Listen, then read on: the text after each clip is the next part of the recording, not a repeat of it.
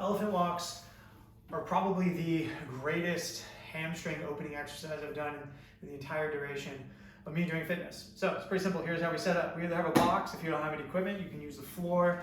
You can even use your own legs or placing your hands on your shins, or just be kind of honest about where you're reaching out to get this done.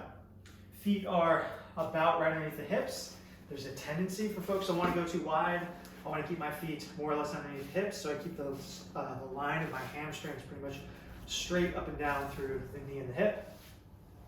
Place my hands on my target, place my hands on my target, place my hands on my target, and then I'm systematically straightening one leg.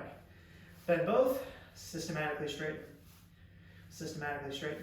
There's a tendency folks want to go back and forth, but I find if you dig into just one side, you get a little bit more benefit. A couple of errors to avoid is pushing yourself away. This is artificially creating space by me just turning open my hips, versus if I keep my hips totally stacked up, and whew, man, I can feel that quite a bit more. From there, it is winning the lockout battle, and if I'm so tight, this is what they look like, I need to focus on committing. Squeeze this all the way through.